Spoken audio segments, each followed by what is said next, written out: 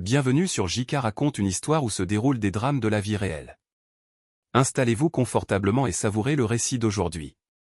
Mon épouse Catherine, avec qui j'avais partagé 20 ans de mariage et élevé 3 filles, qui étaient maintenant en 3e, première et terminale, m'a envoyé un simple SMS alors que j'étais au travail. « Tu peux rentrer à la maison quand ?» J'ai répondu en demandant pourquoi. Sa réponse fut brève, « Il faut qu'on ait une conversation sérieuse. » J'aurais dû tout laisser tomber et me précipiter à la maison immédiatement, mais je ne l'ai pas fait. Bientôt, mes collègues au bureau ont remarqué que j'étais complètement détaché de ce qui se passait autour de moi. Jennifer Walsh, mon assistante et directrice des opérations, a dû me ramener à la réalité à plusieurs reprises. En tant que PDG d'un réseau de concessions automobiles dans la région métropolitaine de Denver, j'étais responsable de la supervision de tout, des objectifs de vente à la gestion des stocks. Quand j'ai montré l'échange de SMS à Jennifer, elle m'a demandé s'il y avait des problèmes dans mon mariage ou avec l'un des enfants. J'ai dû admettre que je n'étais au courant de rien d'autre que des défis habituels auxquels toute famille est confrontée. Michael, dit Jennifer avec précaution. A-t-il eu des changements mineurs dans le comportement de Catherine dernièrement? Par exemple, raccroche-t-elle rapidement ou arrête-t-elle de parler quand tu entres dans la pièce? Je n'ai pas remarqué, ai-je répondu. Mais même en le disant, je me suis rappelé le vieil adage selon lequel le mari est toujours le dernier informé. Et pourquoi est-elle à la maison en ce moment, a poursuivi Jennifer dans son interrogatoire. Catherine ne devrait-elle pas être au travail? J'ai envoyé un SMS à ma femme pour lui demander où elle était. Elle a répondu qu'elle rentrait d'une réunion client, ce qui semblait tout à fait raisonnable. Quelque chose me semblait encore étrange, alors j'ai décidé d'appeler son bureau pendant que j'attendais plus d'informations. Au moment où je composais le numéro, j'ai allumé l'enregistreur vocal de mon téléphone. Instinct, peut-être, ou juste de la paranoïa. Rocky Mountain Insurance. Comment puis-je vous aider? Vint la salutation professionnelle. J'aimerais parler à Catherine Sullivan, s'il vous plaît. Je suis désolé, mais Catherine Sullivan, notre directrice régionale raclement de gorge, n'est plus avec cette succursale. Elle a été promue au siège social de Colorado Springs à compter de lundi prochain, ce qui lui donne 7 semaines de congés payés pour faire les préparatifs nécessaires à son déménagement. Mon cœur s'est serré. Quand sa promotion a-t-elle été annoncée? Il y a plus de 6 mois, monsieur. Quelque chose n'allait décidément pas. Pourquoi Catherine avait-elle passé les 4 dernières semaines au siège pour une formation supplémentaire alors qu'elle allait déjà travailler directement pour la corporation? Plus important encore, pourquoi notre famille n'avait-elle pas été informée d'un changement de carrière aussi important des mois auparavant? Je suis retourné au bureau de Jennifer, l'esprit en ébullition. Jennifer, laisse-moi te demander quelque chose. Si ton mari te disait un vendredi soir qu'il a été promu et muté à partir du début de la semaine suivante, quelles seraient tes premières pensées? Je te pose la question parce que c'est exactement ce que ma femme va me dire quand je rentrerai à la maison. Jennifer me regarda pensivement. Honnêtement, Michael, je me demanderais ce qui se passait d'autre parce qu'il devait savoir depuis un bon moment que cela allait arriver. Aucune entreprise ne prend de telles décisions du jour au lendemain. Merci, ai-je répondu. Je le pensais aussi. Maintenant, je peux rentrer chez moi et l'affronter, sachant que tout ce qu'elle dit doit être pris avec des pincettes. Je parie qu'elle me dira une parcelle de vérité enfouie au fond d'un tas de mensonges soigneusement élaborés. Catherine aurait pu vendre une assurance vie à un mourant si elle avait eu besoin de faire une commission, et il lui aurait fallu des mois pour comprendre ce qu'elle cherchait réellement. J'ai vu l'expression d'inquiétude sur le visage de Jennifer. Elle savait que j'étais pris entre l'enclume et le marteau. Je n'avais aucune idée de ce à quoi m'attendre, mais je savais que j'étais sur le point de jouer la partie de poker la plus importante de ma vie. Le problème, c'est que je n'avais jamais été bon pour cacher mes émotions. Avec ces pensées pesant lourdement sur mon esprit, j'ai envoyé un message à Catherine pour lui dire que j'étais en route pour la maison. Catherine et moi nous sommes rencontrés pour la première fois au lycée pendant la première semaine de seconde. Ce fut l'une de ces rencontres fortuites qui allaient changer nos deux vies, bien que pas de la manière dont nous l'attendions à l'époque. Un J. Or, pendant la pause déjeuner, l'un de mes amis a fait un pari avec moi. Il m'a défié d'approcher la première fille que je verrais et de l'embrasser. Étant un adolescent typique de 16 ans essayant d'impressionner ses amis, j'ai fait exactement cela. Ma récompense fut une gifle retentissante et une visite au bureau du directeur. Nous nous sommes évités après cet incident, ce qui était assez facile puisque nous fréquentions des cercles sociaux complètement différents. Catherine était une citadine dans l'âme, toujours au courant des événements à Denver et au-delà. J'étais un gars du coin, pure souche, plus intéressé par les voitures et le sport que par les événements culturels. Elle fréquentait la foule populaire. Je traînais avec les passionnés de mécanique et les athlètes. Tout cela a changé la semaine du bal de fin d'année, alors que nous étions tous les deux en première. Je remplaçais l'un des employés malades de mon père parce que ma mère l'avait traîné à un événement social important. Papa possédait 3 dépanneuses et les faisait fonctionner 24 heures sur 24 dans le cadre de ses activités de concessionnaire automobile. Ce fut une soirée particulièrement chargée lorsque j'ai été appelé pour aider un idiot qui avait pris le virage de la ferme laitière de Henderson trop vite et avait dérapé hors de la route dans un fossé de drainage, endommageant tellement sa voiture qu'elle était irréparable. Le propriétaire avait appelé la police qui nous avait ensuite appelés. Il m'a fallu environ 20 minutes pour y arriver. Dès que je suis arrivé, j'ai reculé jusqu'au véhicule et l'ai accroché à la dépanneuse. L'officier de police m'a dit d'emmener la voiture à la fourrière. Et c'est là que j'ai remarqué Catherine debout à côté de la voiture de patrouille, trempée par la pluie de printemps et vêtue d'une robe de bal complètement ruinée. J'ai enlevé mon imperméable et le lui ai tendu. Même à cet âge, elle était magnifique, quelqu'un que n'importe quel gars considérerait comme un 10 sur 10. Officier, ai-je dit, est-ce que ça irait si je la raccompagnais chez elle avant d'aller à la fourrière? Ce serait super. En fait, nous allons être ici pendant au moins 1 heure de plus à enquêter sur la scène de l'accident. J'ai demandé aux policiers d'appeler ses parents pour leur faire savoir que nous avions quitté les lieux. Pourquoi, a-t-il demandé. Nous avons un passé commun, ai-je expliqué. Et c'est probablement mieux s'il n'y a pas de malentendu. Les parents de Catherine attendaient à la porte d'entrée lorsque nous sommes arrivés chez eux. Je suis descendu et l'ai aidé à descendre de la cabine du camion, puis je suis parti pour terminer mon travail, oubliant complètement qu'elle avait toujours mon imperméable. Nous n'avons pas échangé un seul mot pendant tout le trajet de retour. Je ne savais pas ce qui avait été dit quand Catherine était entrée, et je n'ai jamais demandé. Le lundi, j'étais assis avec mon groupe habituel au déjeuner quand Catherine s'est approchée avec un plateau repas. Puis-je me joindre à vous, a-t-elle demandé avant que quiconque n'ait eu la chance de l'inviter à s'asseoir. Robbie, tu pourrais bouger? J'aimerais parler à William. Tout le monde m'a fixé tandis qu'elle s'asseyait à côté de moi. J'ai reçu encore plus de regards quand Catherine m'a embrassé la joue. C'est pour avoir défendu ma réputation vendredi soir, a-t-elle dit doucement. Tu devras me retrouver après l'école pour que je puisse te rendre ta veste. J'ai mon dernier cours au gymnase, donc je serai un peu en retard. Si tu ne veux pas faire attendre Bradley, ai-je dit, en faisant référence à son petit ami de l'époque, peut-être qu'un autre jour serait mieux. Bradley fait partie du passé, tout comme son père. Mon père les a tous les deux virés ce matin, a répondu Catherine avec un léger sourire. Si je rate le bus, tu devras me raccompagner chez moi. Pas de problème, ai-je dit en souriant. Je sais où tu habites. Elle m'attendait après l'école, tout comme ses parents l'avaient fait lorsque nous étions arrivés chez elle. Son père est sorti pour me remercier. Je devrais te remercier pour ta maturité dans la gestion de cette situation, a-t-il dit. Mais je suis curieux. Pourquoi as-tu demandé à l'officier de nous appeler lorsque vous avez quitté la scène de l'accident? J'ai dû expliquer notre précédente rencontre à l'école. Il a trouvé cela amusant. William Harrison, a interrompu Catherine.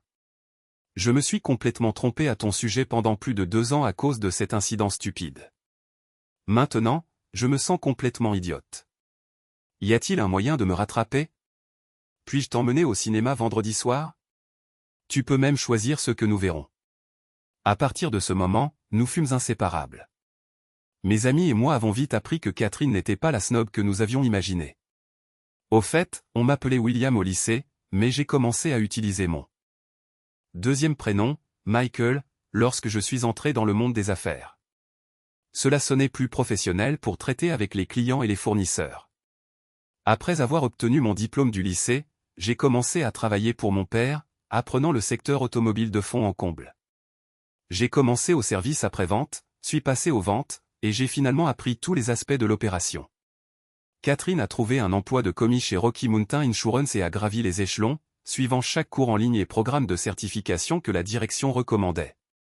Au fil des ans, nous avons eu 3 filles, Emma, maintenant 17 ans et en terminale, Grace, 16 ans et en première, et Lily, 15 ans et en seconde.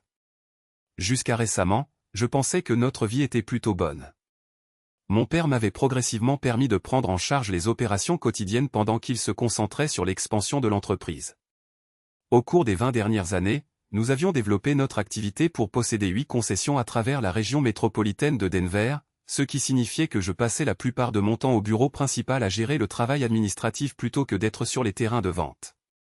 Depuis un an, Catherine passait une semaine par mois à travailler au siège social à Colorado Springs, ce qu'elle décrivait comme une formation en gestion avancée. Autant que je sache, elle avait gravi les échelons. Au poste de directeur adjoint de succursale et on me préparait à de plus grandes choses. Maintenant, alors que je rentrais chez moi pour faire face à la conversation qui m'attendait, je ne pouvais pas me défaire du sentiment que tout ce que je pensais savoir de notre vie était sur le point de changer. Catherine m'attendait quand je suis rentré. J'ai regardé l'horloge du tableau de bord. Il était 11h20. En sortant de la voiture, j'ai desserré ma cravate, essayant d'avoir l'air décontracté malgré la tension que je sentais monter en moi. En regardant son visage tandis que je marchais vers la porte d'entrée, elle ne semblait ni inquiète ni angoissée.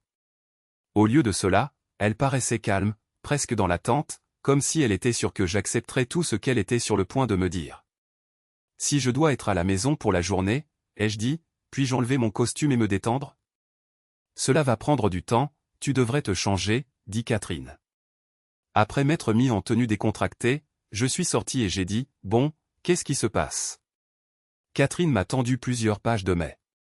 Je les ai lues attentivement. Il s'agissait essentiellement de correspondances entre Linda Davis, l'une de ses supérieures féminines à la corporation dont j'avais déjà entendu parler, et l'une de ses assistantes administratives qui partait en congé maternité pour 3 mois. Les emails avaient abouti à une offre pour Catherine de pourvoir le poste pendant l'absence de cette femme. Le langage était verbeux, comme si sa patronne essayait de la forcer à accepter. Sous la pression, j'ai accepté leur offre, expliqua Catherine. Je commence lundi. Comme je le vois, je peux partir en avion le dimanche et rentrer le vendredi soir. La corporation m'a trouvé un appartement meublé, qu'il loue temporairement. Le paiement mensuel est moins cher que de payer à la semaine. En ouvrant une bière, j'ai remarqué que les papiers avaient disparu. Catherine, où sont les papiers ? Je n'ai pas encore fini de les lire. Elle les a sortis de sa mallette. Désolé, je pensais que tu avais fini. Dès qu'elle me les a rendus, son téléphone portable a sonné. Quand elle a répondu, elle a dit que c'était son patron, Jake, du bureau et a quitté la pièce. Je suis allé dans le bureau à domicile et j'ai scanné les papiers avec notre imprimante Canon, les envoyant à mon ordinateur portable personnel. Pendant que j'attendais son retour, j'ai réfléchi à ce qu'elle m'avait dit. Elle n'avait pas compris ce que j'avais remarqué. La personne qui avait appelé n'était pas Jake du tout. C'était Linda Davis. Tout ce qu'elle m'avait dit jusqu'à présent était un mensonge délibéré, et pour une raison quelconque, elle ne voulait pas que je sache la vérité. J'ai envoyé un SMS à Jennifer pour lui faire savoir ce que j'avais découvert. Catherine est au téléphone avec sa nouvelle patronne, Linda Davis, à leur siège social à Colorado Springs. Quelques minutes plus tard, Jennifer a répondu qu'elle avait trouvé des informations disponibles sur Google et le site web de la corporation. J'ai envoyé un message à un cousin éloigné qui habitait dans la région pour voir s'il avait entendu quoi que ce soit. Catherine n'était toujours pas revenue, alors j'ai décidé de fouiller sa mallette en guettant son retour. Elle était presque vide, comme je m'y attendais, mais son carnet contenait une adresse et un numéro de téléphone de Colorado Springs sans nom. J'en ai rapidement pris une photo avec mon téléphone et j'ai refermé la mallette. Désolé, il y a eu un changement de programme, dit Catherine à son retour. Je devrais partir en avion tôt dimanche matin. Jake vient de m'informer que Linda Davis me rencontrera personnellement pour m'aider à m'installer avant mon premier jour de travail. Tout est déjà décidé. N'est-ce pas, dis-je fermement. Ce n'est pas comme ça, répondit Catherine. En fait, si. Tu es trop détendu pour que ce soit une nouvelle soudaine.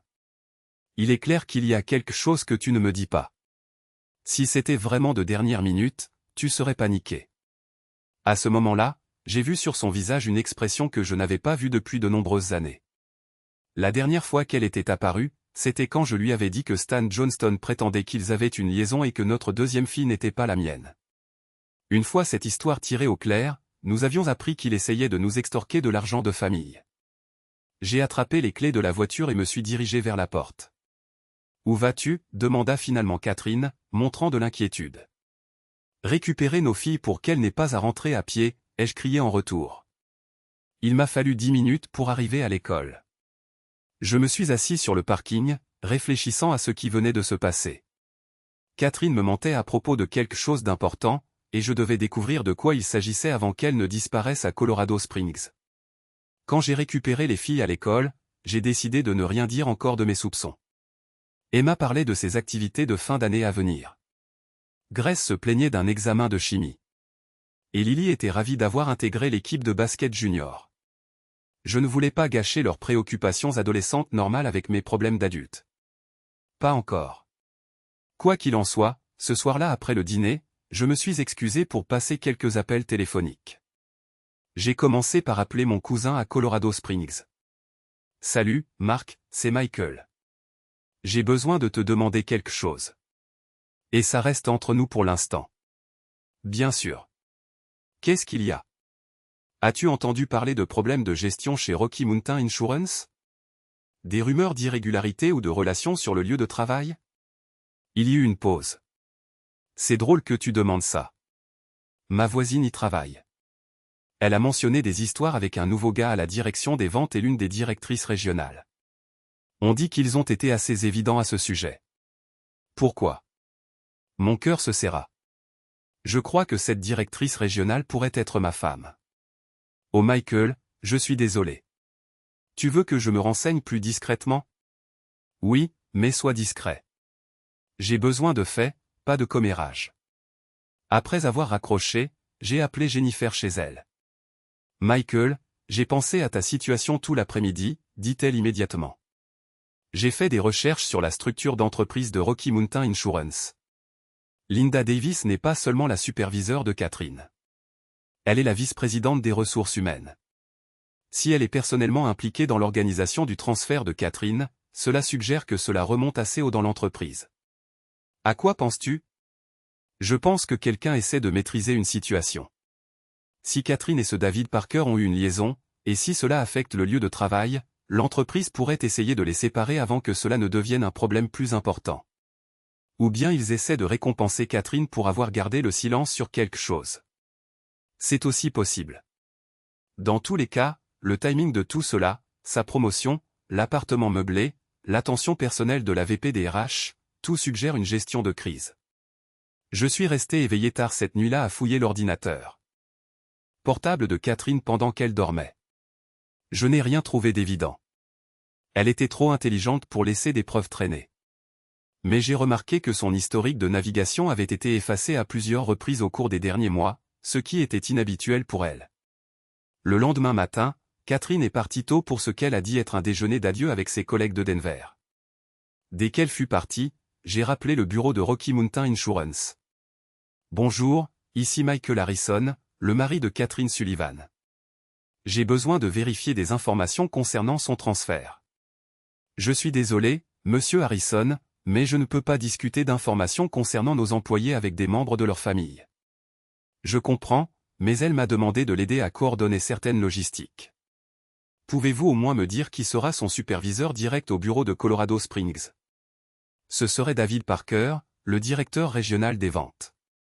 Voilà, c'était la connexion que je cherchais. Et quand? Monsieur Parker a-t-il commencé à travailler pour l'entreprise? Il y a environ 8 mois, je crois. 8 mois, la même période pendant laquelle Catherine faisait ses voyages mensuels à Colorado Springs. Ce week-end-là, pendant que Catherine était censément à un dîner d'adieu avec des amis du travail, j'ai décidé qu'il était temps d'impliquer les filles dans ce qui se passait. Elles étaient assez grandes pour comprendre, et elles méritaient de savoir pourquoi leur famille était sur le point de changer. Emma fut la première à parler après que j'ai expliqué la situation. « Papa, tu es en train de dire que maman te trompe? » « C'est ce que je soupçonne. »« Oui. » Grace, toujours l'analytique, demanda. « Quel genre de preuves avons-nous pour l'instant? » Juste des circonstances et un timing suspect, mais je pense que nous pouvons en trouver davantage si nous cherchons attentivement. Lily, bien que la plus jeune, me surprit par sa franchise. Qu'est-ce qu'on va faire à ce sujet?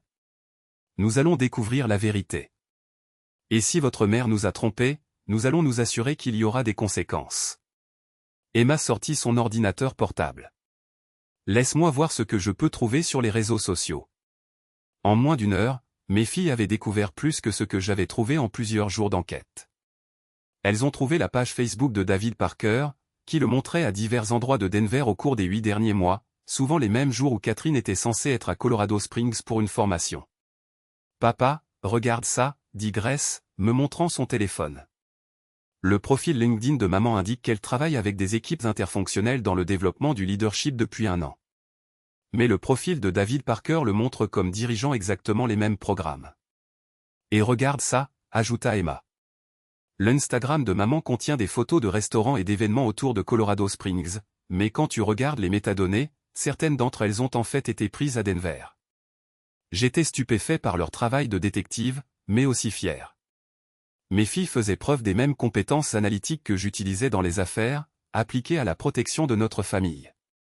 Il y a autre chose, dit Lily doucement. J'ai parfois entendu maman au téléphone tard le soir. Elle parle différemment, plus doucement, comme elle te parlait quand j'étais petite. Cela m'a frappé plus fort que n'importe quelle preuve qu'elles avaient trouvée en ligne. Le dimanche matin, j'avais un plan. Je n'allais pas confronter Catherine directement. Cela ne ferait que lui donner une chance de mieux préparer ses mensonges. Au lieu de cela, j'allais la laisser partir à Colorado Springs comme prévu, mais j'allais être prêt à son retour. J'ai conduit Catherine à l'aéroport, jouant le rôle du mari compréhensif. Je suis fier de toi, lui ai-je dit alors que nous nous arrêtions au départ. C'est une belle opportunité. Merci de comprendre, a-t-elle répondu, mais elle n'arrivait pas à me regarder dans les yeux. Appelle-moi quand tu seras installé. Bien sûr. Dès que je suis rentré à la maison, j'ai appelé Robert Matthews, l'avocat. Robert, je dois agir vite. Je pense que ma femme a l'intention de demander le divorce à son retour de voyage, et je veux être préparé. Quel est le calendrier que nous envisageons? Elle sera de retour vendredi. Je pense que c'est là qu'elle agira.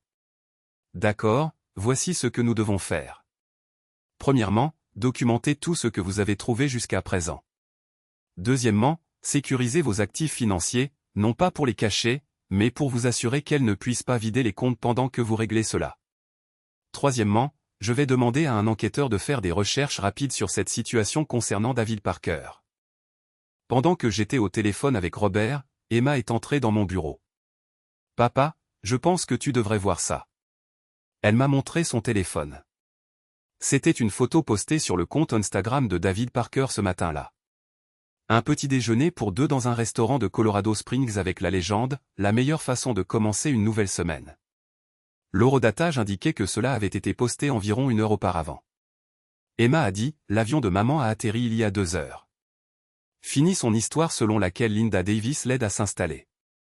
Au cours des jours suivants, j'ai vu les mensonges minutieusement construits de Catherine s'effilocher de loin. Mon cousin Mark me tenait informé des observations à Colorado Springs. Catherine et David Parker ont été vus ensemble dans des restaurants, des centres commerciaux, et même marchant main dans la main dans le centre-ville. Ils n'essaient même pas d'être discrets, a rapporté Mark mercredi. C'est comme s'ils pensaient que personne ne les connaissait ici. Pendant ce temps, J. En effet m'aidait à tout documenter pour l'avocat. Nous avons créé une chronologie montrant la corrélation entre les voyages de Catherine et l'emploi de David Parker, la nature suspecte de sa promotion et l'implication apparente de l'entreprise dans la facilitation de leur relation. Les filles géraient la situation mieux que je ne l'avais imaginé. Emma avait assumé un rôle protecteur envers ses jeunes sœurs tandis que Grace se concentrait sur la collecte de preuves. Lily était la plus blessée, mais elle canalisait sa colère en aidant à la recherche. « Papa », a dit Grace jeudi soir, j'ai réfléchi à cela d'un point de vue juridique. Si la société de maman a des politiques contre les relations entre managers et employés, et s'ils ont aidé à étouffer cela, ne pourrions-nous pas les poursuivre en justice aussi? C'est exactement ce que notre avocat examine. Bien. Parce que si maman veut détruire notre famille pour ce type, elle devrait faire face à toutes les conséquences, pas seulement aux plus faciles. J'étais constamment émerveillé par la maturité de mes filles. Elles géraient cette crise mieux que beaucoup d'adultes ne l'auraient fait. Vendredi après-midi, je suis allé chercher Catherine à l'aéroport. Elle semblait nerveuse pour la première fois depuis le début de toute cette histoire. « Comment s'est passée ta semaine ?» ai-je demandé alors que nous rentrions à la maison. « Bien. Productive. Linda m'a vraiment aidé à m'orienter. » C'est bien. Et tu es bien installé dans l'appartement. Oui, c'est petit mais confortable. J'ai décidé de la tester. Marc, tu te souviens de mon cousin Marc? Il a dit qu'il pensait t'avoir vu dans un restaurant du centre-ville de Colorado Springs mardi, mais tu avais dit que tu étais en réunion toute la journée.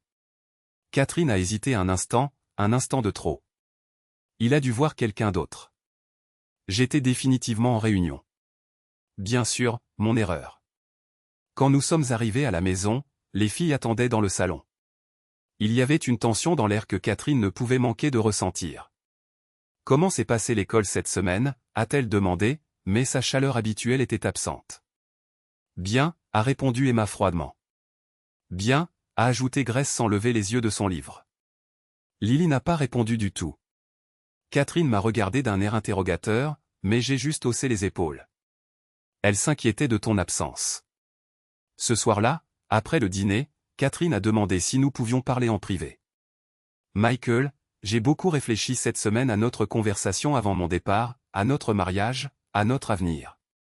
Qu'est-ce qu'il y a? Je pense que nous devons sérieusement considérer ce qui est le mieux pour notre famille à l'avenir. Je veux dire, je pense que nous devrions divorcer. Je m'étais préparé à ce moment toute la semaine, mais cela m'a quand même frappé comme un coup de poing dans le ventre.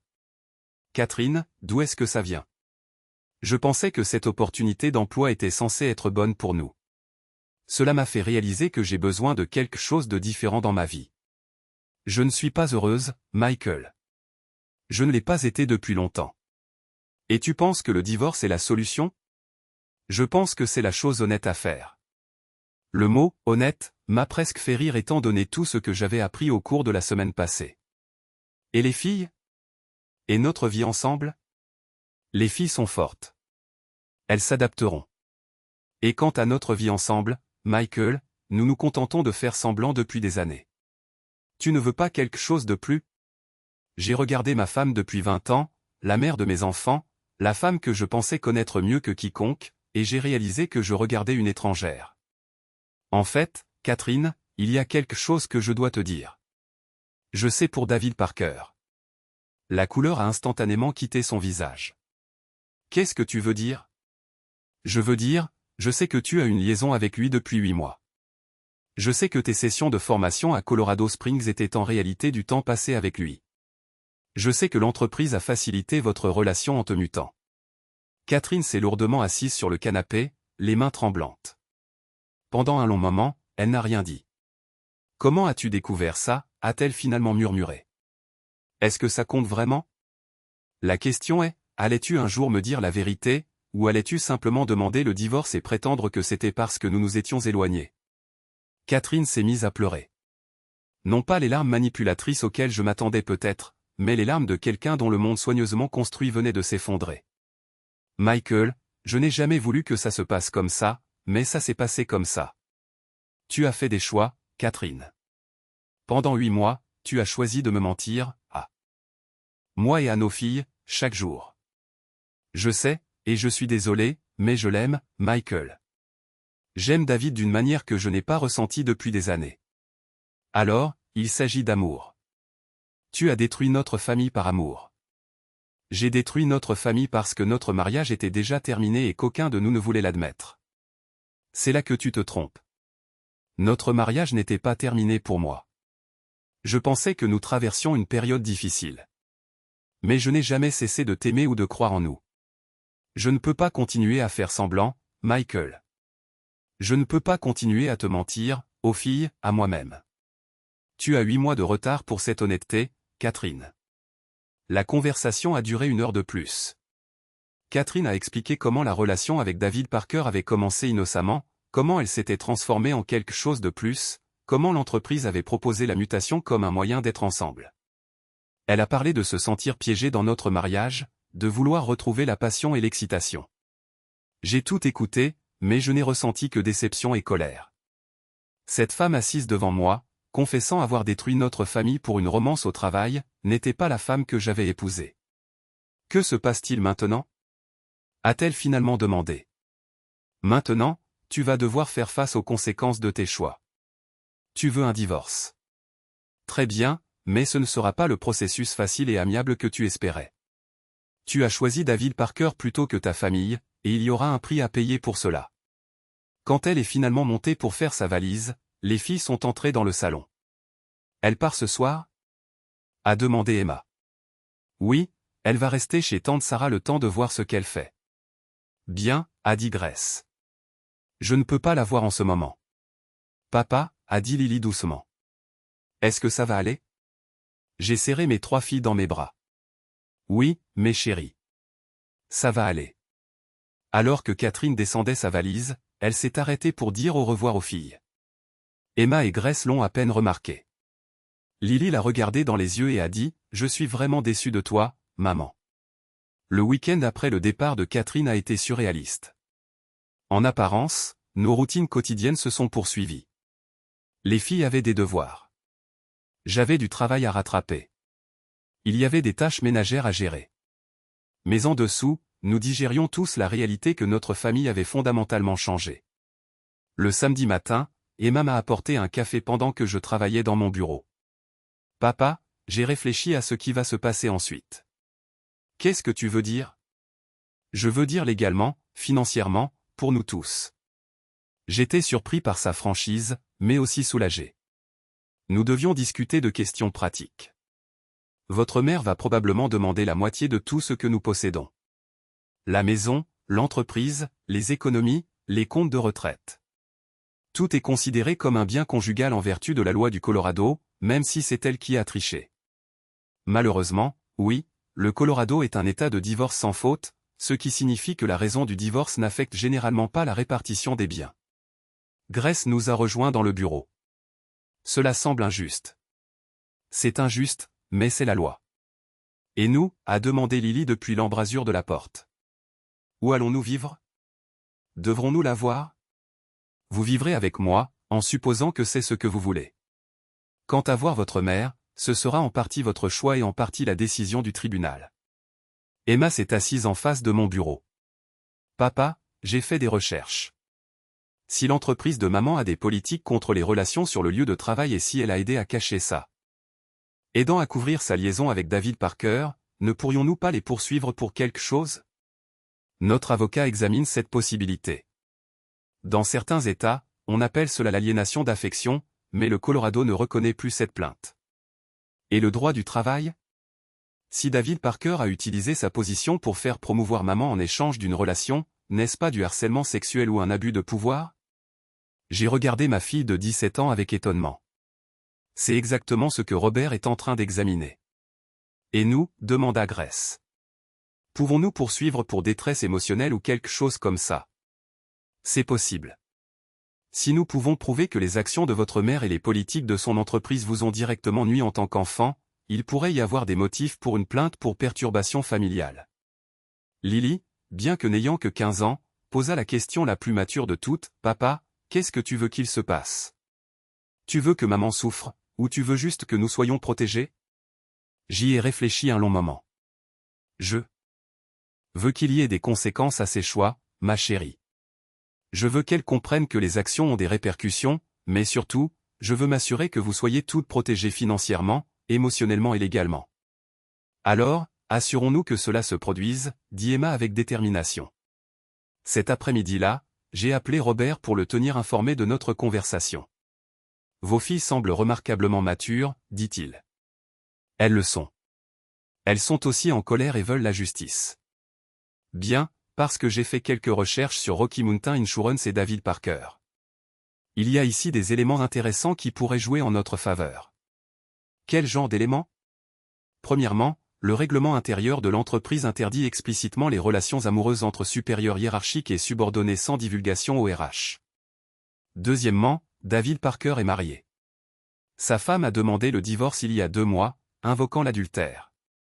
Troisièmement, une plainte a déjà été déposée contre lui pour création d'un environnement de travail hostile. Donc, Catherine n'est pas sa première victime, à proprement parler.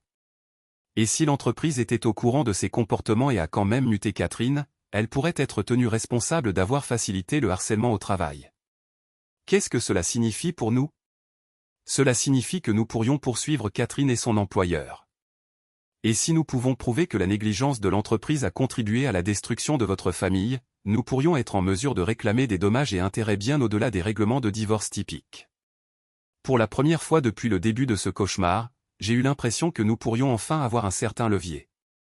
Le lundi matin, j'ai rencontré Robert et son associé, Patricia Gonzalez, spécialisée en droit du travail. Ils avaient préparé une stratégie globale plus agressive que tout ce que j'avais imaginé. Michael, commença Robert, nous ne nous contentons pas d'un simple divorce ici. Nous examinons un modèle de négligence de l'entreprise qui a facilité la destruction de votre famille. Patricia ouvrit un dossier épais. Rocky Mountain Insurance a l'habitude de muter les employés à problème plutôt que de les gérer correctement. David Parker n'est pas le premier superviseur à abuser de sa position, et Catherine n'est pas sa première victime. Que proposez-vous exactement? Une approche à 3 volets, expliqua Robert. Premièrement, nous déposons une demande de divorce pour adultère et abandon. Deuxièmement, nous déposons une plainte pour discrimination à l'emploi contre Rocky Mountain Insurance pour maintien d'un environnement de travail hostile. Troisièmement, nous intentons une action civile contre Catherine et l'entreprise pour infliction intentionnelle de détresse émotionnelle à vos filles. Pouvons-nous gagner en nous basant sur ce que nous avons découvert jusqu'à présent? Oui. Mais nous avons besoin de plus de preuves et nous devons agir rapidement avant qu'il n'ait le temps de brouiller les pistes. Patricia se pencha en avant. Voici ce que nous avons besoin que vous fassiez. Nous avons besoin de la documentation de chaque mensonge que Catherine vous a raconté sur sa situation professionnelle. Nous avons besoin de preuves de la chronologie de sa relation avec Parker, et nous avons besoin de preuves que l'entreprise était au courant de son comportement et n'a pas protégé ses employés. Je pense pouvoir aider à cela, dis-je, en pensant aux compétences de recherche de ma fille. Il y a autre chose, ajouta Robert. Nous voulons demander une ordonnance du tribunal empêchant Rocky Mountain Insurance de licencier ou de muter Catherine et David Parker tant que toutes les procédures légales ne sont pas résolues. Pourquoi voudrions-nous les protéger? Parce que s'ils sont licenciés, l'entreprise peut prétendre avoir pris des mesures appropriées. S'ils sont contraints de les maintenir sur la liste de paix pendant une bataille juridique publique, cela nuit beaucoup plus à leur réputation et à leurs résultats financiers. Je commençais à comprendre la stratégie. Nous ne cherchions pas seulement la justice. Nous cherchions à rendre cette situation aussi coûteuse et embarrassante que possible pour toutes les personnes impliquées. Et les filles? Comment les protégeons-nous pendant tout cela? C'est là le plus beau. Patricia dit, selon la loi du Colorado, les enfants peuvent déposer leur propre plainte pour perturbation des relations familiales s'ils peuvent prouver qu'une tierce partie est intentionnellement intervenue dans la structure de leur famille. Vos filles sont assez grandes pour être leurs propres plaignantes. Vous voulez que mes filles poursuivent leur mère? Je veux que vos filles aient leur jour au tribunal. Je veux qu'elles puissent dire à un juge comment les choix de leur mère ont affecté leur vie, et je veux qu'elles soient indemnisées pour ce préjudice. Quand je suis rentré à la maison ce soir-là, j'ai réuni les filles et leur ai expliqué la stratégie juridique. Donc nous serions nos propres plaignantes, demanda Emma. À 17 ans, elle montrait déjà l'esprit analytique qui lui serait bien utile des années plus tard à la faculté de droit. Oui, vous auriez votre propre avocat, séparé de moi. Vous pourriez raconter votre version de l'histoire, et nous pourrions obtenir de l'argent de l'entreprise de maman. Grace voulut savoir, potentiellement, oui, si nous pouvons prouver qu'ils ont facilité la destruction de notre famille. Lily resta silencieuse un long moment. Puis elle dit, je veux le faire. Je veux qu'ils sachent ce qu'ils nous ont fait. Emma et Grace furent rapidement d'accord. Très bien alors, dis-je. Nous allons nous battre ensemble. Pendant que nous préparions notre stratégie juridique, Catherine faisait apparemment de même. Le jeudi, j'ai reçu un appel d'un avocat que je ne connaissais pas, Monsieur Harrison, ici Stephen Walsh de Walsh Associates. Je représente Catherine Sullivan dans sa procédure de divorce en cours. Je vois. Que puis-je faire pour vous?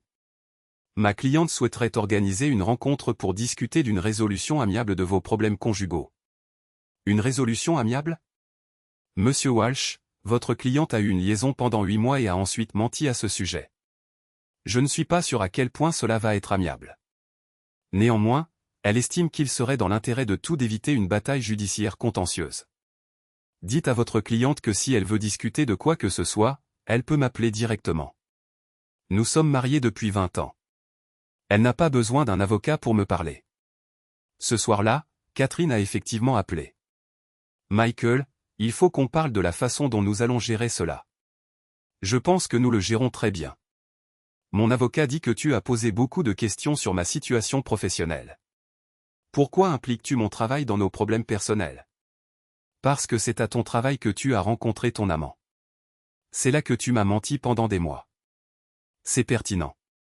Michael, s'il te plaît. Ne pouvons-nous pas simplement divorcer discrètement et passer à autre chose? Tu veux dire ne peux-tu pas simplement divorcer discrètement et passer à autre chose dans ta vie? Qu'en est-il de nos filles? Qu'en est-il de la famille que tu as détruite? Les filles iront bien. Les enfants sont résilients. Catherine, tu t'entends parler? Tu parles de nos enfants comme s'ils étaient une pensée secondaire.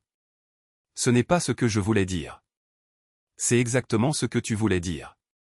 Tu ne penses qu'à toi et David Parker depuis des mois. Tout le monde a été secondaire. Michael, j'essaie d'être raisonnable ici. Raisonnable? Tu veux du raisonnable? Voici ce qui est raisonnable. Tu fais face aux conséquences de tes choix. Tu ne peux pas détruire notre famille et t'en aller sans aucune responsabilité. Qu'est-ce que tu veux exactement de moi? Je veux la vérité. Je veux la reconnaissance de ce que tu as fait. Et je veux la justice pour nos filles. Et à quoi cela ressemble-t-il? Tu le sauras bien assez tôt. Après avoir raccroché, Emma est entrée dans le salon. C'était maman? Oui. Elle veut tout régler discrètement. Qu'est-ce que tu lui as dit? Je lui ai dit que ça n'arriverait pas, Emma sourit sombrement. Bien. Elle doit faire face à ce qu'elle a fait. Le vendredi matin suivant, Catherine et David Parker reçurent tous deux des lettres recommandées à leurs bureaux respectifs. Les lettres contenaient un avis de l'ordonnance du tribunal empêchant Rocky Mountain Insurance de licencier ou de muter l'un ou l'autre d'entre tant que toutes les procédures légales ne seraient pas résolues. Dès le vendredi après-midi, l'histoire avait fuité dans les médias locaux. Des dirigeants d'une compagnie d'assurance impliqués dans un scandale d'affaires au travail, était le titre sur le site web de la chaîne d'information 9. Notre contre-attaque avait officiellement commencé le week-end suivant la signification de l'ordonnance du tribunal. Je pensais que nous aurions un peu de temps tranquille pour nous préparer à la suite. Je me suis trompé. Point. Le lundi matin, Emma s'approcha de moi avec son ordinateur portable ouvert et une expression déterminée que je commençais à reconnaître. Papa, j'ai réfléchi à ce qui nous est arrivé et je veux faire quelque chose à ce sujet. Qu'est-ce que tu veux dire? Je veux dire que je veux que les gens sachent ce que Rocky Mountain Insurance a fait à notre famille. Je veux qu'ils fassent face aux conséquences. Je me suis assis à côté d'elle. Emma, ma chérie, c'est à ça que servent les avocats. Les avocats gèrent l'aspect juridique, mais qu'en est-il du tribunal de l'opinion publique? Qu'en est-il de s'assurer que d'autres familles ne vivent pas ce que nous avons vécu? Grace et Lily nous rejoignirent dans le salon, et je pouvais vous. Elles en avaient discuté ensemble. Nous en avons parlé, dit Grace. Et nous voulons raconter notre histoire. À qui? À tout le monde, répondit Lily.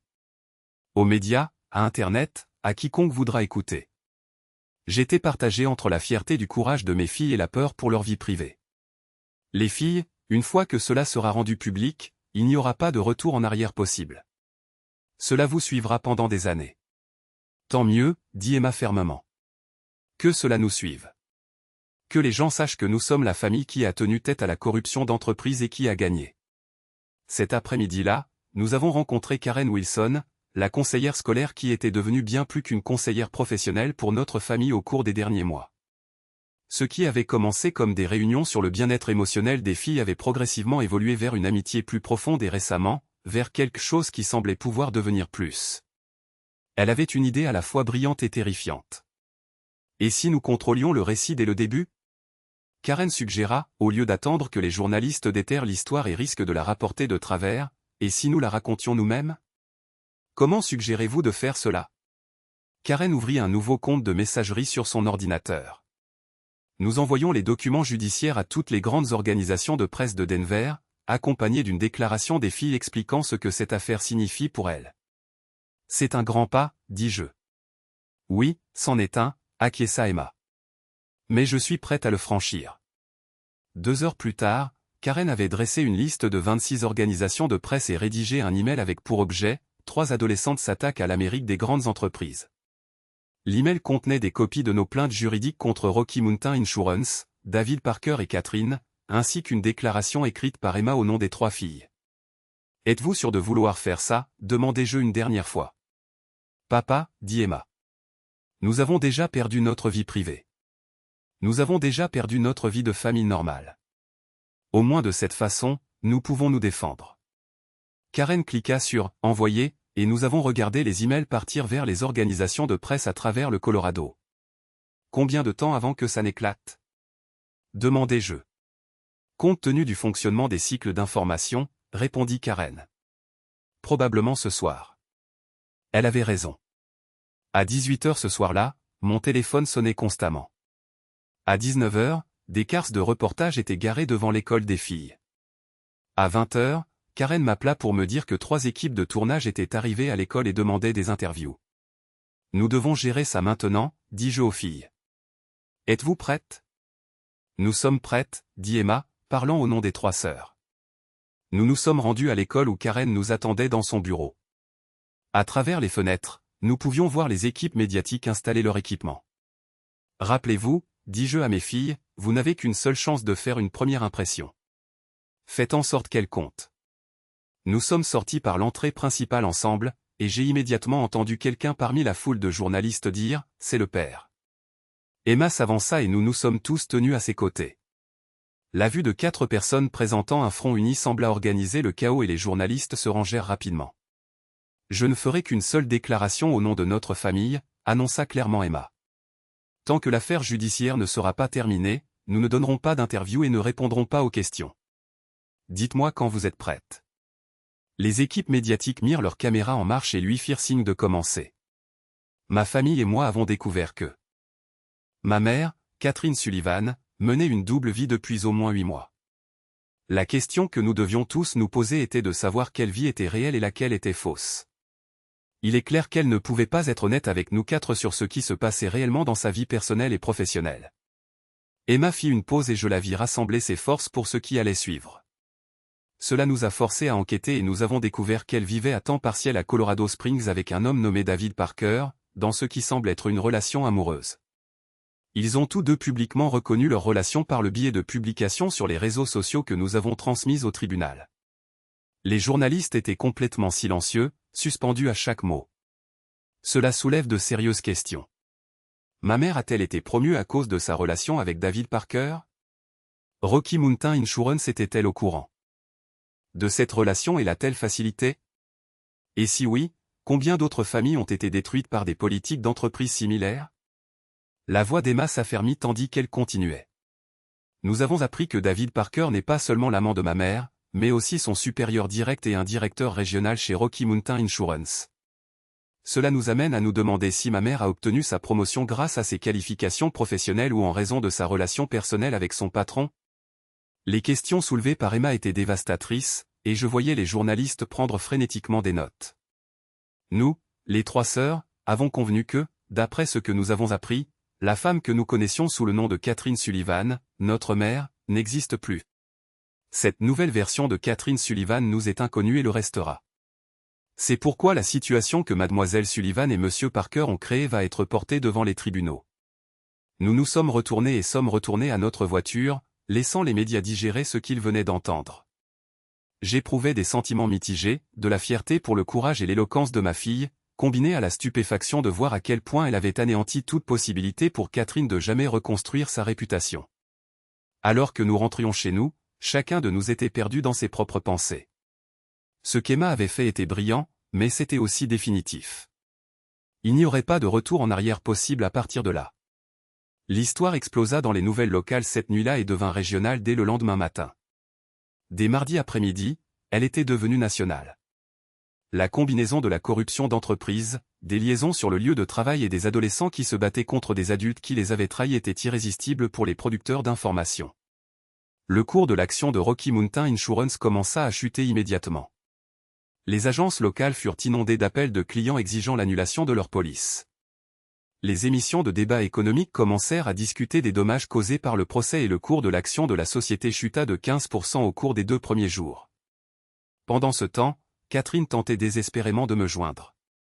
Ses appels téléphoniques tombaient sur ma messagerie vocale et quand elle appela mon bureau, Jennifer lui dit que j'étais indisponible. Karen Wilson m'appela mardi soir pour faire le point sur la situation à l'école. Michael, nous avons un problème à résoudre. Les filles vont bien? Demandai-je immédiatement. Elles vont bien, répondit Karen. Mais la déclaration d'Emma aux médias a créé une tempête plus grande que prévu. Nous avons déjà 3 équipes de presse à l'école et d'autres sont attendues. Des suggestions? Pas vraiment. Nous allons devoir y faire face tôt ou tard. J'ai rassemblé les filles dans mon bureau pour que vous 4 puissiez discuter de la manière dont vous allez gérer l'attention médiatique continue. J'arrive dès que possible. Gardez un œil sur elles. Je devrais peut-être jouer le rôle de ma vie quand j'arriverai. Quand je suis arrivé à l'école, je me suis garé sur le parking des professeurs et j'ai marché vers les portes principales. J'ai entendu une voix de la foule de journalistes dire « C'est le père ». Mais j'ai continué à marcher sans les saluer. 10 minutes plus tard, mes filles et moi avons quitté le bureau de Karen ensemble. Emma marcha droit vers les journalistes et nous nous sommes tous tenus à ses côtés. Je souhaite clarifier quelque chose concernant la déclaration d'hier, annonça Emma. Nous n'avons pas l'intention de détruire qui que ce soit personnellement. Nous sommes intéressés par la justice et la responsabilité. Rocky Mountain Insurance doit répondre de ces politiques qui ont permis à cette situation de se développer. Et doit s'assurer que cela n'arrive pas à d'autres familles. Un journaliste cria une question, mais Emma leva la main. Comme je l'ai dit hier, nous ne répondrons à aucune question tant que notre affaire judiciaire ne sera pas résolue. Merci. Nous nous sommes retournés et sommes retournés à notre voiture. L'attention médiatique était écrasante, mais Emma la gérait avec un calme remarquable. Pendant que nous gérions l'attention des médias, Rocky Mountain Insurance était en mode gestion de crise totale. Selon mon cousin Mark, qui travaillait près de leur siège social à Colorado Springs, les dirigeants étaient en réunion d'urgence toute la journée de mardi et de mercredi. Le parking ressemble à une zone de guerre, a rapporté Mark.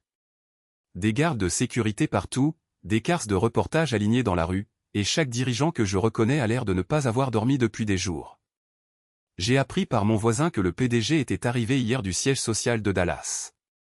Jennifer surveillait la situation depuis notre bureau et fournissait des mises à jour régulières tout au long de la semaine. Leur service juridique a publié une déclaration ce matin, m'a-t-elle dit mercredi après-midi. Ils affirment que la relation entre David Parker et Catherine était une affaire privée qui n'a pas affecté les décisions d'emploi. Mais la déclaration soulève plus de questions qu'elle n'apporte de réponses. Quel genre de questions? Eh bien, si c'était une affaire privée, pourquoi ont-ils muté Catherine à Colorado Springs? Et si cela n'a pas affecté les décisions d'emploi, pourquoi Catherine a-t-elle été promue juste après que David Parker ait rejoint l'entreprise? De plus, leur propre manuel de l'employé interdit explicitement les relations amoureuses entre supérieurs et subordonnés sans déclaration au RH. Jennifer sortit un dossier épais. J'ai fait des recherches sur l'historique de l'entreprise. Ce n'est pas la première fois qu'ils ont des problèmes avec les relations sur le lieu de travail. En 2018, ils ont réglé une affaire de harcèlement sexuel impliquant un directeur régional en Arizona. En 2020, il y a eu une autre affaire au Nouveau-Mexique impliquant un superviseur qui accordait un traitement préférentiel à une employée avec qui il sortait. Il y a donc un schéma. AB. Absolument. Et cela va être dévastateur pour eux au tribunal. Cela montre qu'ils savaient que c'était un problème et qu'ils n'ont pas mis en œuvre de politiques efficaces pour l'empêcher. D'ici jeudi, l'action de Rocky Mountain Insurance avait chuté de 22% par rapport à son cours de clôture de lundi. La société a annoncé qu'elle menait un examen interne de ses politiques de ressources humaines et qu'elle coopérerait pleinement à toute procédure judiciaire, mais le mal était déjà fait. Les publications économiques publiaient des articles sur la culture d'entreprise et les relations sur le lieu de travail. Le Denver Business Journal a publié une histoire en première page intitulée « Quand la romance d'entreprise tourne mal, l'affaire Sullivan Parker ». Les réseaux sociaux regorgeaient d'employés d'autres entreprises partageant leurs propres histoires de superviseurs ayant abusé de leur position. La simple déclaration d'Emma sur la justice et la responsabilité avait lancé une conversation beaucoup plus vaste sur l'éthique au travail et la responsabilité d'entreprise. Le vendredi, 3 autres familles avaient contacté nos avocats au sujet de situations similaires impliquant des employés de Rocky Mountain Insurance dans différents États. C'est plus grand que nous le pensions, m'a dit Robert lors de notre appel de mise à jour hebdomadaire. Nous ne traitons plus seulement la situation de Catherine et David Parker. Nous envisageons potentiellement un recours collectif contre toute la corporation. Qu'est-ce que cela signifie pour nous? cela signifie que notre dossier vient de prendre une valeur exponentiellement plus grande. Lorsqu'une entreprise a l'habitude de tolérer ce comportement, les dommages et intérêts peuvent être beaucoup plus importants. Pendant ce temps, Catherine découvrait que sa nouvelle vie à Colorado Springs n'était pas aussi idyllique qu'elle l'avait imaginé. Selon les sources de Mark, elle et David Parker étaient tous deux ostracisés par leurs collègues.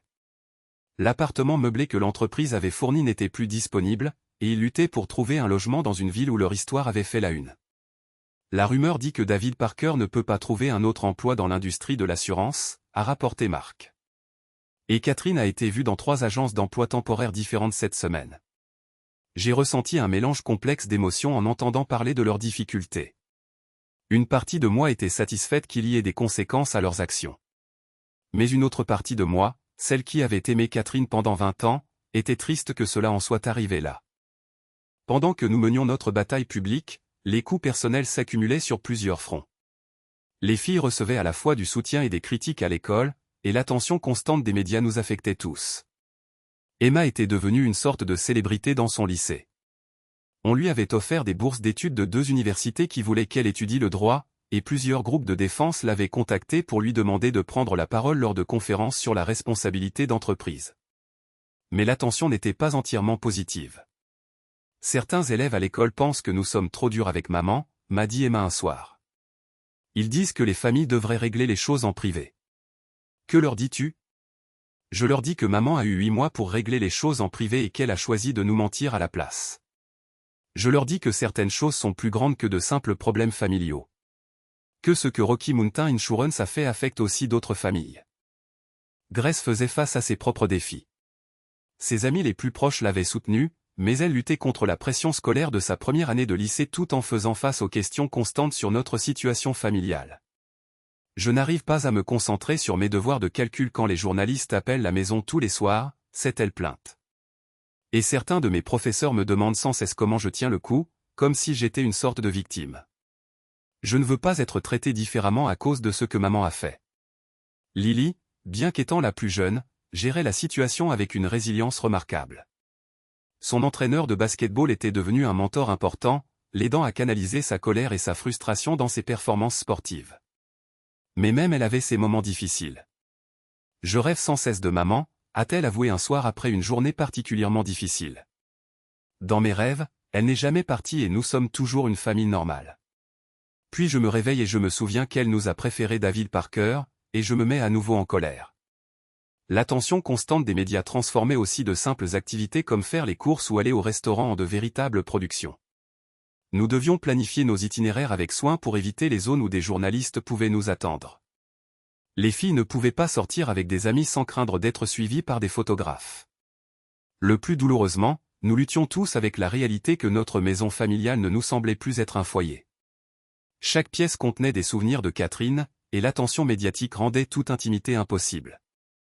Des fourgons de presse étaient garés devant notre maison à des heures aléatoires. Nos voisins commençaient à se lasser des perturbations, et je pouvais voir la tension que cela engendrait sur nos relations avec des amis de longue date. « Papa », dit Grace un soir après que nous ayons dû rentrer par l'entrée de service pour éviter une équipe de journalistes garés devant. « Je ne crois pas pouvoir vivre dans cette maison plus longtemps. »« Qu'est-ce que tu veux dire ?»« Je veux dire, chaque fois que j'entre dans la cuisine, je me souviens de maman préparant le petit déjeuner avant ses voyages de formation. Chaque fois que je vois son bureau vide, je pense à tous les mensonges qu'elle nous a racontés. Cet endroit ne ressemble plus à notre maison. Il ressemble à un musée de mensonges. » Emma et Lily acquiescèrent. « Nous avons besoin d'un nouveau départ, dit Emma. Quelque part qui soit juste à nous, où nous pourrons construire de nouveaux souvenirs qui n'ont rien à voir avec la trahison de maman. J'avais pensé la même chose, mais l'entendre d'elle rendit la décision plus facile. La maison représentait 20 ans de ma vie, mais la plupart de ces souvenirs étaient maintenant entachés par la connaissance de la tromperie de Catherine. D'accord, dis-je, commençons à chercher une nouvelle maison, un endroit où nous pourrons construire de nouveaux souvenirs et avoir de l'intimité pendant que cette situation juridique se résout. Ce week-end-là, nous avons commencé le douloureux processus de faire nos cartons de 20 ans de vie de famille. J'ai engagé une entreprise de déménagement, mais les filles ont insisté pour emballer leur propre chambre. Elles voulaient avoir le contrôle sur ce qui viendrait avec nous et ce qui resterait derrière. Le processus était émotionnellement épuisant. Les filles décidèrent de laisser derrière elles la plupart des objets que Catherine leur avait offerts au fil des ans, non par méchanceté, mais parce que ces cadeaux portaient désormais des associations douloureuses. Je veux qu'elle voie ce qu'elle a perdu, dit Lily doucement en plaçant une boîte à bijoux que Catherine lui avait offerte pour son 13e anniversaire dans une boîte étiquetée pour Catherine.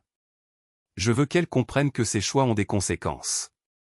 Il était déchirant de voir mes filles abandonner des morceaux de leur enfance, mais il était aussi stimulant de les voir prendre le contrôle de leur propre processus de guérison. Elles prenaient des décisions conscientes sur les parties de leur passé qu'elles voulaient emporter avec elles et celles qu'elles voulaient laisser derrière.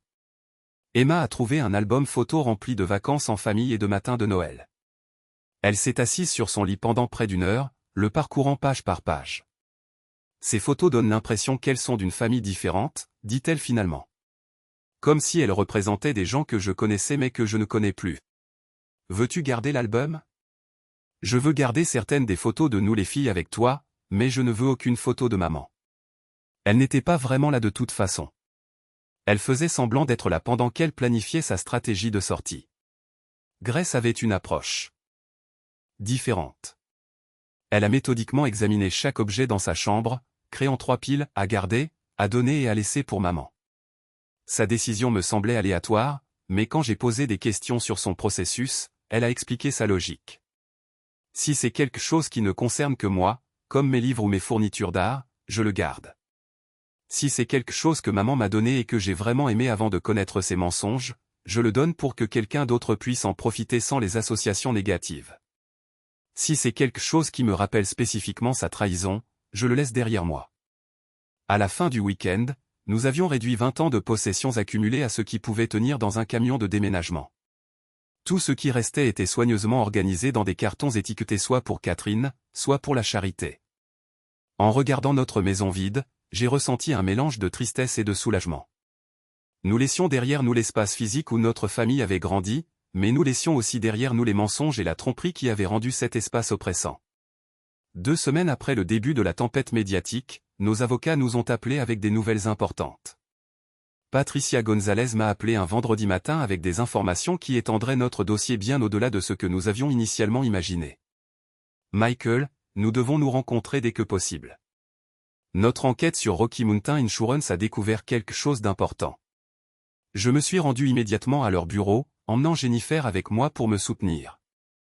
Robert et Patricia attendaient avec des boîtes de documents et une chronologie couvrant plusieurs années.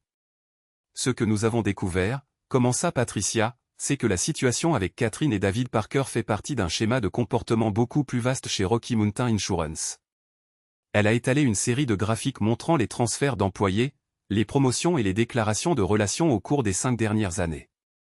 Dans chaque cas où un superviseur entrait en relation avec un subordonné, la réponse de l'entreprise était la même, transférer le subordonné à un endroit différent, généralement avec une promotion, et maintenir le superviseur en place. Il récompensait essentiellement les gens pour avoir violé leur propre politique. Robert a montré des exemples précis. Voici. C'est une affaire de 2019 à Phoenix. Un directeur d'agence a commencé à fréquenter un expert en sinistre. 3 mois plus tard, l'expert a été muté à Tucson avec une promotion au poste d'expert principal. Le directeur est resté à Phoenix. En voici un autre de 2020 à Salt Lake City. Patricia a poursuivi, un directeur régional a entamé une relation avec une coordinatrice marketing. Quelques mois plus tard, la coordinatrice a été mutée à Denver, l'agence d'origine de votre femme, avec une promotion au poste de responsable marketing. Vous dites que c'est la politique de l'entreprise. Nous disons que c'est une pratique de l'entreprise, ce qui est presque pire. Ils ont des politiques écrites qui interdisent ce comportement, mais leur pratique réelle est de le permettre en relocalisant les employés subordonnés et en les promouvant pour les faire taire. Jennifer s'est penchée en avant. De combien de cas parlons-nous? 17 cas documentés sur 5 ans, et ce n'est que ce que nous pouvons prouver avec les dossiers d'emploi. Il y en a probablement plus que nous n'avons pas encore découvert. Les implications étaient stupéfiantes. Rocky Mountain Insurance n'avait pas seulement échoué à empêcher la relation inappropriée entre Catherine et David Parker. Ils avaient un système établi pour gérer de telles relations, qui privilégiait la protection des supérieurs hiérarchiques plutôt que le maintien des normes éthiques sur le lieu de travail. Qu'est-ce que cela signifie pour notre affaire? Ai-je demandé.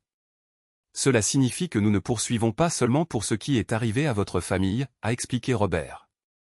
Nous examinons potentiellement un modèle de discrimination où l'entreprise a systématiquement protégé les superviseurs masculins tout en forçant les subordonnées féminines à déménager leur vie pour maintenir leur carrière. Mais Catherine n'a pas été forcée de déménager. Elle a choisi de poursuivre la relation. C'est vrai, a convenu Patricia. Mais les politiques de l'entreprise ont créé un environnement où elle savait qu'elle pouvait poursuivre une relation inappropriée avec son superviseur sans faire face à des conséquences négatives. En fait, elle en a été récompensée par une promotion et un transfert. Patricia a sorti un autre document. Nous avons également découvert que David Parker avait été signalé par les RH de son ancienne entreprise pour des problèmes de limite avec des employés. Rocky Mountain Insurance l'a embauché malgré tout, et il n'y a aucune indication dans son dossier personnel qu'ils étaient au courant ou préoccupés par ses antécédents. Ils ont embauché quelqu'un qu'ils savaient susceptible d'abuser de sa position. Il semble que oui. Et quand il a commencé la relation avec Catherine, au lieu de traiter la violation de la politique, ils l'ont arrangé en la transférant avec une promotion. La pièce était silencieuse tandis que nous considérions ce que cela signifiait. Il ne s'agissait plus seulement de l'affaire de Catherine.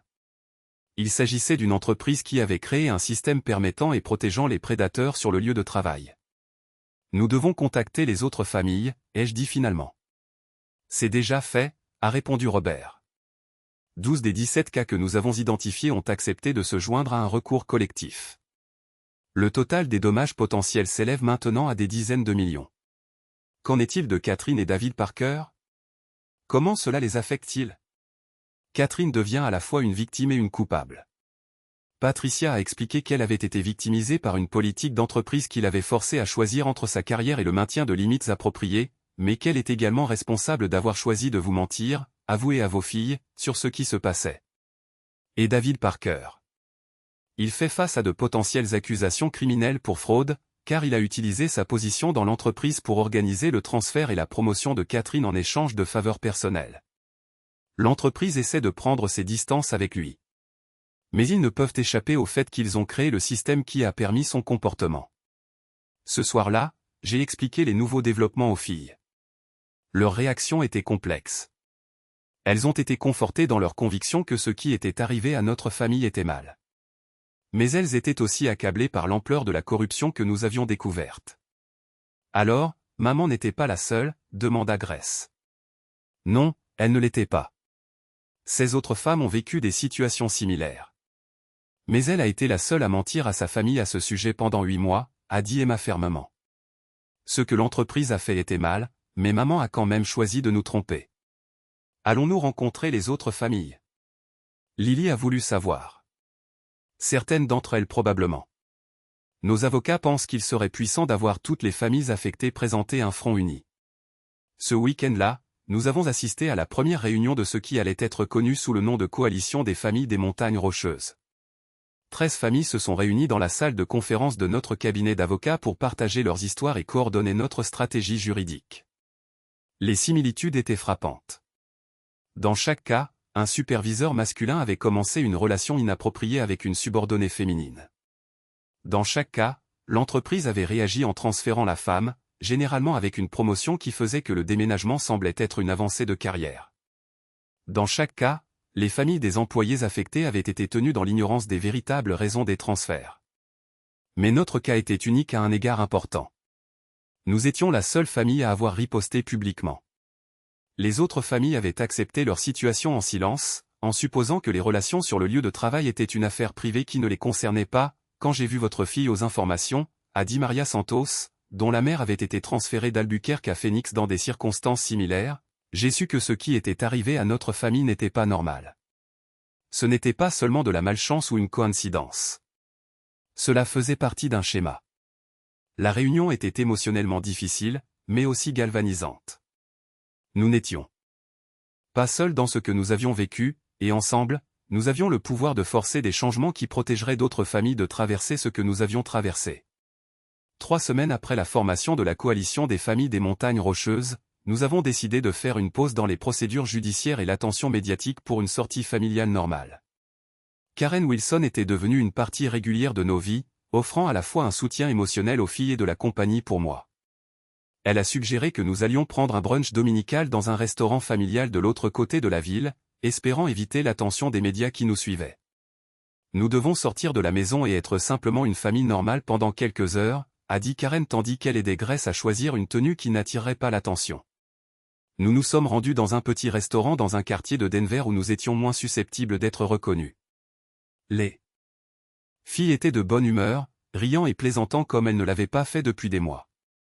Pour la première fois depuis le début de toute cette épreuve, j'ai eu l'impression que nous pourrions réellement aller de l'avant avec nos vies. Nous venions de finir de commander quand Lily s'est levée pour aller aux toilettes. Tandis qu'elle traversait le restaurant, j'ai levé les yeux et j'ai vu Catherine et David Parker s'installer à une table près de la fenêtre.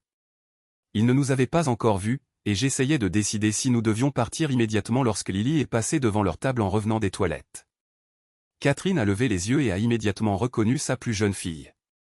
Même de l'autre bout du restaurant, je pouvais voir le mélange de nostalgie et de désespoir dans les yeux de Catherine alors qu'elle tendait la main pour toucher le bras de Lily. Quoi que Catherine ait dit à Lily, cela a fait s'arrêter ma fille et se retourner. Pendant un instant, elles se sont regardées directement. Mère et fille se voyant pour la première fois depuis que Catherine avait déménagé il y a des mois. Puis Lily a dit quelque chose qui a fait que le visage de Catherine s'est froissé de douleur.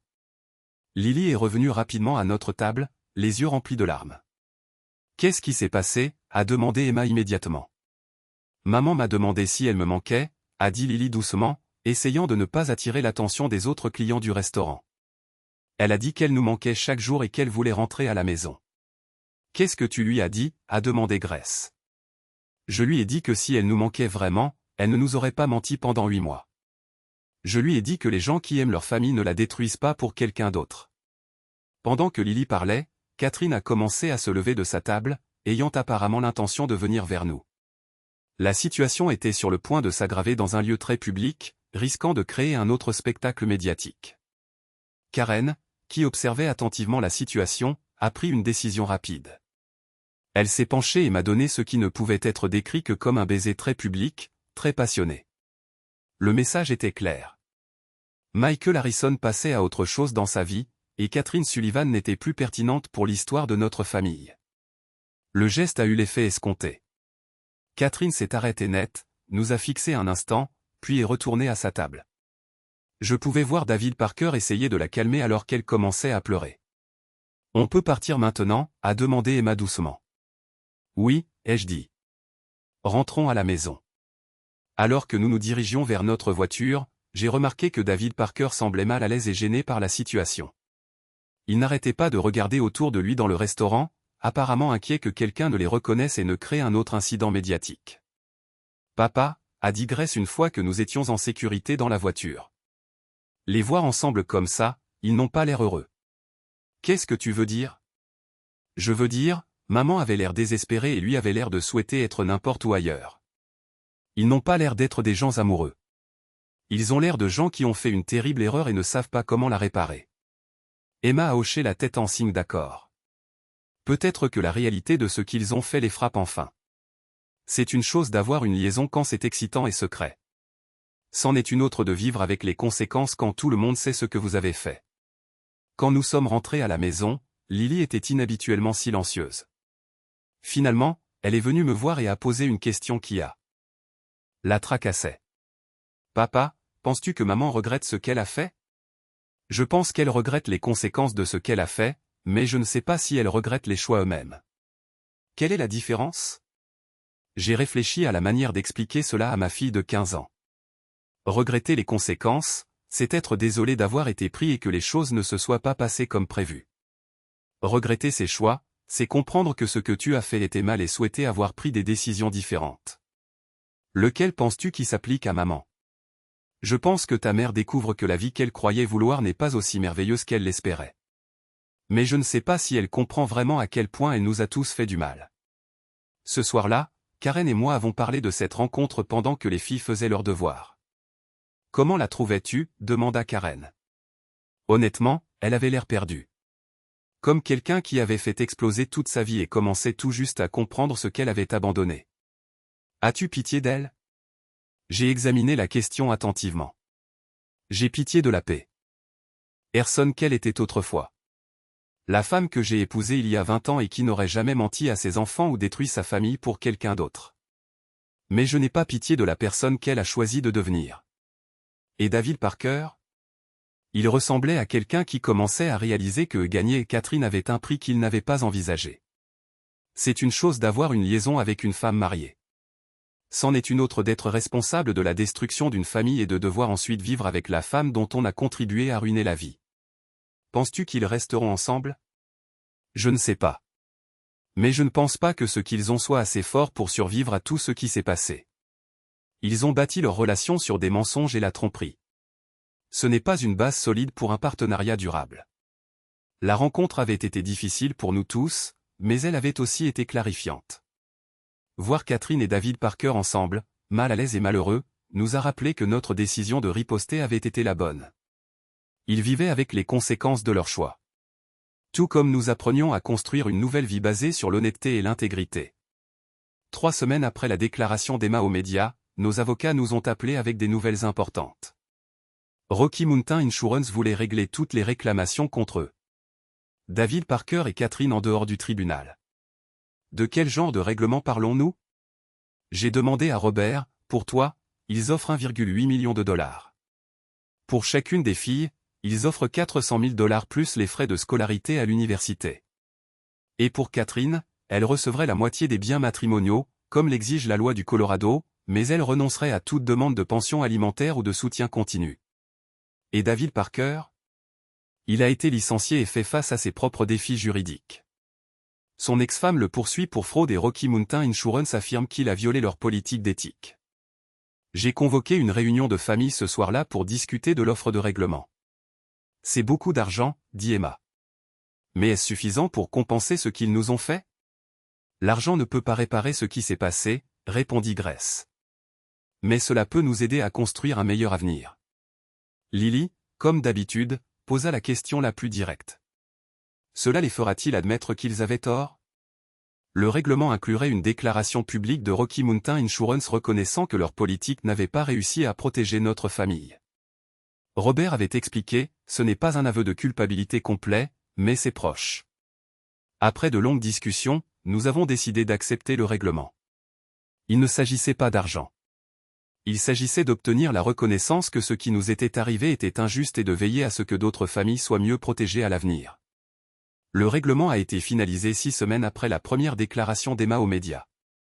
Rocky Mountain Insurance a présenté des excuses publiques à notre famille et a annoncé de nouvelles politiques concernant les relations au travail et les transferts d'employés. David Parker a perdu son emploi et a fait face à des défis juridiques supplémentaires de la part de son ex-femme et de son ancien employeur. Catherine a reçu sa part de nos biens matrimoniaux mais a choisi de ne participer à aucune des réunions de règlement.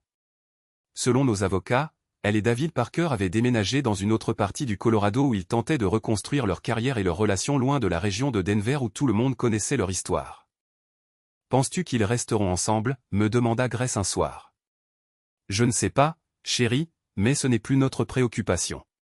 Notre préoccupation est de nous construire la meilleure vie possible. Et c'est exactement ce que nous avons fait. Nous avons trouvé une belle nouvelle maison avec 5 chambres, une piscine et de l'espace pour que nous puissions tous guérir et grandir. Karen Wilson était devenue une partie régulière de nos vies, offrant à la fois un soutien émotionnel aux filles et de la compagnie pour moi. Emma a été acceptée dans 3 grandes universités avec des bourses complètes et a choisi d'étudier le droit. Inspirée par son expérience de notre bataille juridique, Grace a découvert une passion pour les affaires et l'économie. Tandis que Lily s'est lancée à fond dans l'athlétisme et le service communautaire. 6 mois après le règlement, nous avons croisé les parents de Catherine au centre commercial. La rencontre fut gênante mais courtoise. Ils ont exprimé leurs regrets concernant ce qui s'était passé et ont partagé qu'ils avaient perdu contact avec Catherine après son déménagement. Les filles demandent de vos nouvelles tout le temps. La mère de Catherine m'a dit qu'ils voulaient maintenir une relation avec leur petit F. Il laisse. J'ai regardé Emma, Grace et Lily qui se tenaient à proximité. C'est à elles de décider, ai-je dit.